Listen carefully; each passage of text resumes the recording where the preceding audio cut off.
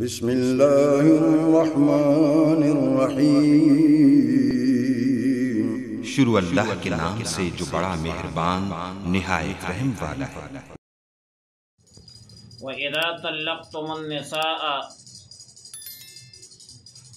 اور جب طلاق دی تم نے عورتوں کو، فَبَلَغْنَا أَجَلَهُنَّ، پھر پہنچی اپنی عدت کو، فَأَمْسِكُوهُنَّ بِمَعْرُوفٍ، تو رکھ لو ان کو دستور کے مطابق اچھی طریقے سے، أَوْ سَرِّحُوهُنَّ، یا چھوڑ دو بمعروف اچھی طریقے سے، وَلَا تُمْسِكُوهُنَّ، اور روکے نہ رکھو، ضراراً ستانے کے لیے، لِتَعْتَدُوا، تاکہ ان پر زیادتی ہو، وَمَنْ يَفْعَلْ ذَلِكَ، اور جو ایسا کرے گا، فَقَدْ ظَلَمَ نَفْسَهُ، تو اس نے اپنے آپ پر ظلم کیا، اپنے اوپر ظلم کیا، اپنے آپ کو نقصان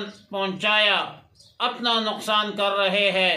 وَلَا تَتَّخِذُوا آيَاتِ اللَّهِ هُزُوًا، اور مت بناؤ اللہ کے آیتوں کو ہنسی، وَاذْكُرُوا نِعْمَةَ اللَّهِ عَلَيْكُمْ، اور یاد کرو اللہ کا احسان جو تم پر ہے، وَمَا أَنزَلَ عَلَيْكُمْ مِنَ الْكِتَابِ وَالْحِكْمَةِ يَعِظُكُمْ بِهِ، اور یاد کرو اس کو جو اتاری تم پر کتاب، والحکمت، اور حکمت، یعظکم بہ، کہ تم کو نصیحت کرتا ہے اس کے ساتھ، واتقوا اللہ، اللہ سے ڈرو، واعلموا، جان لو، ان اللہ بکل شیء علیم، کہ اللہ رب العالمین ہر چیز پر خبردار ہے، اور اللہ رب العالمین سب کچھ جانتا ہے۔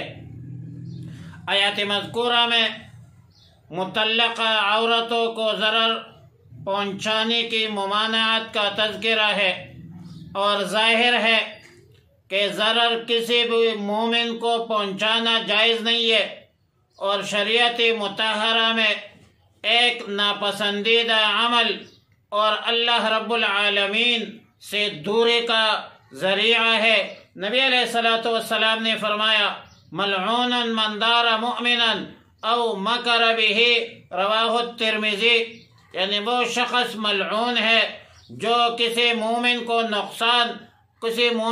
نقصان پہنچائے یا اس کے ساتھ مکر کرے، اور چاہے کہ ایک عورت کے ساتھ ظلم ہو، زیادتی ہو، اور وہ مرد کیا مرد ہوگا، کیسا مرد ہوگا، کیا اس کے مردانگی ہوگی کہ ایک صنف نازک کو ضرر پہنچانے کے منصوبے اور پلاننگ کر رہے ہو۔ بنیادی طور پر مطلقہ عورت کی عدت گزرنے کے قریب آنے کے بعد شوہر کے پاس دو قسم کے اختیارات ہیں۔ اختیار نمبر 1 یہ ہے کہ رجوع کرے، اپنی نکاح میں رہنے دے اس کو، اور دوسرا اختیار یہ ہے کہ رجوع نہ کرے اور رشتے ازدواج مکمل ختم کر کے عورت کو آزاد کرے۔ لیکن دونوں اختیارات کے استعمال میں، دونوں صورتوں میں قرآن کریم نے بمعروف کا لفظ اور قید لگایا ہے کہ رجوع کے بھی کچھ قواعد، ضوابط اور اصول ہے، اور آزاد کرنے کے بھی کچھ قواعد، ضوابط اور شرائط ہے۔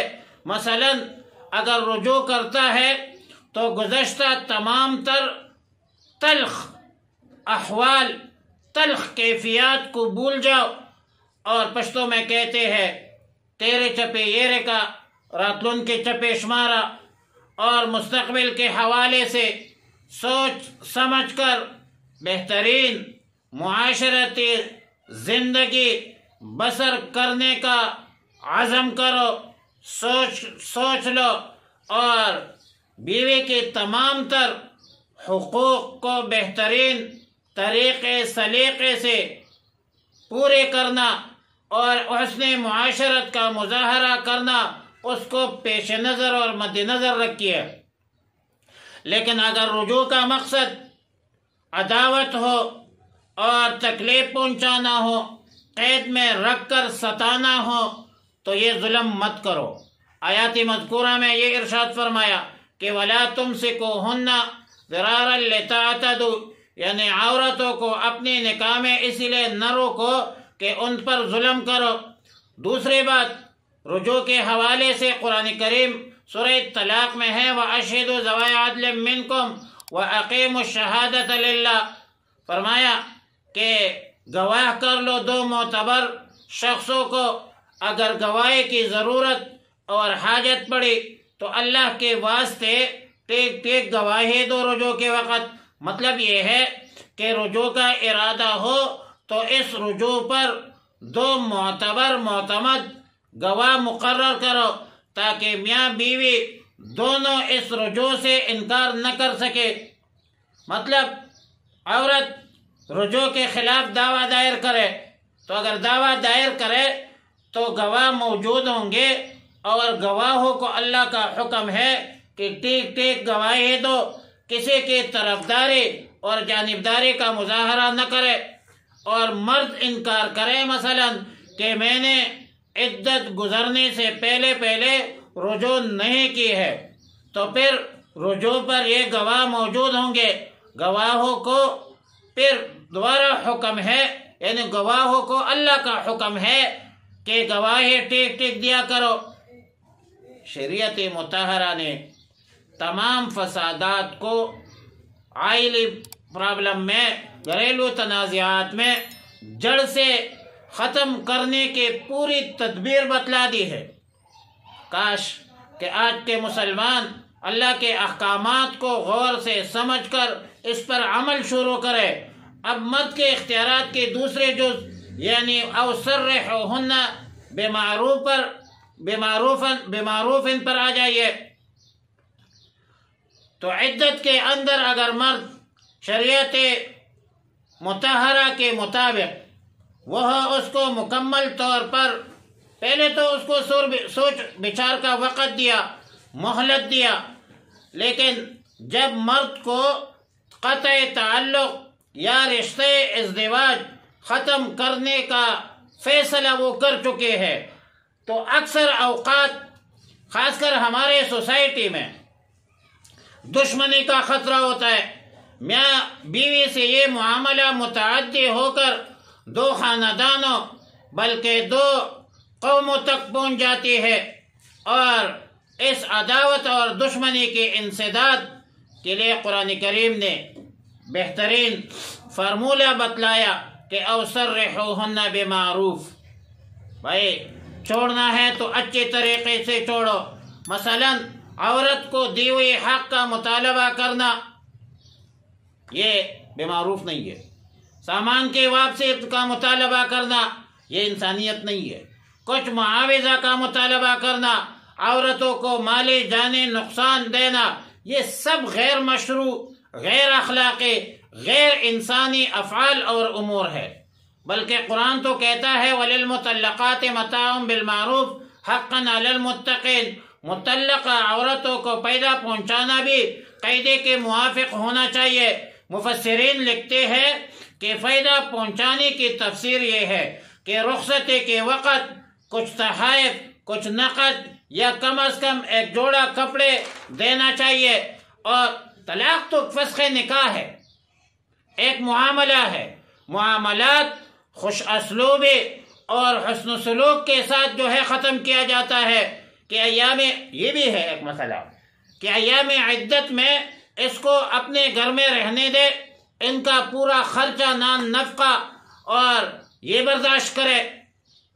اگر اب تک مہر نہیں دیا ہے تو مہر دیجئے، غیرت کرے، اور اگر رخصتی سے پہلے طلاق دیے تو آدھا مہر خوش اسلوبی سے ادا کیجئے۔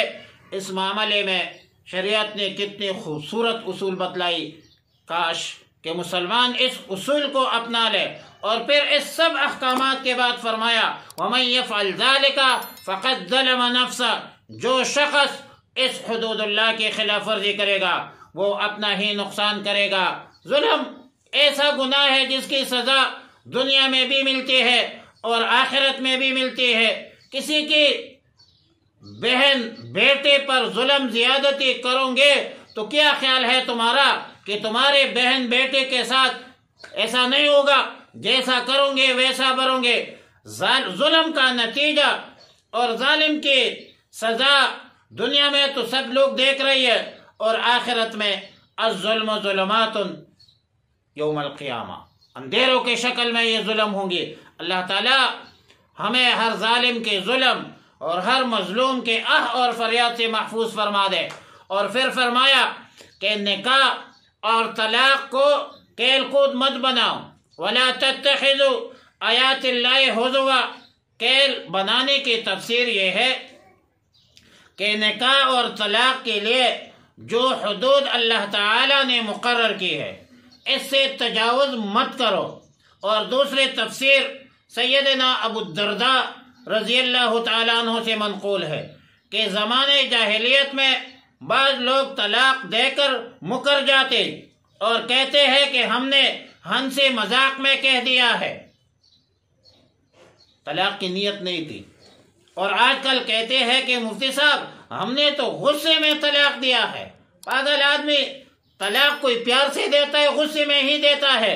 نبی علیہ الصلوۃ والسلام نے فرمایا ثلاث جدہن جد وہزلہن جد، النکاح والطلاق والرجعہ۔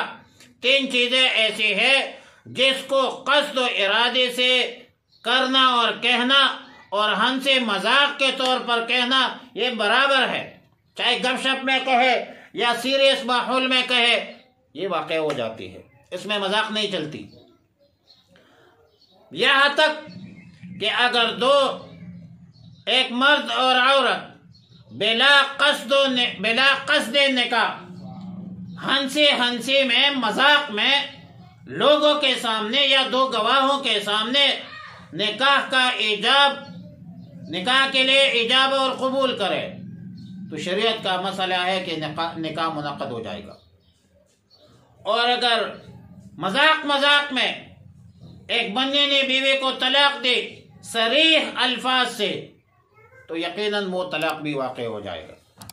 یا ہنسی میں مذاق میں رجوع کر لی تو یہ رجوع بھی ثابت ہے، کیونکہ یہ تینوں چیزیں ایسی ہیں، اس کو آپ مذاق میں کہے یا اس کو سیریس انداز سے کہے، اس نے واقع ہونا ہے۔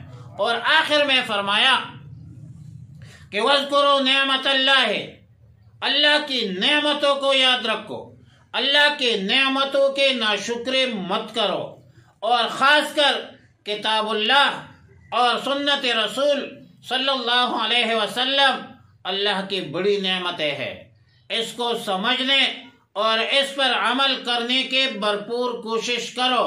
اس میں اللہ کے احکامات اور رسول اللہ مبارک صلی اللہ علیہ وسلم کے احکامات میں دنیا اور آخرت دونوں کی کامیابی ہے۔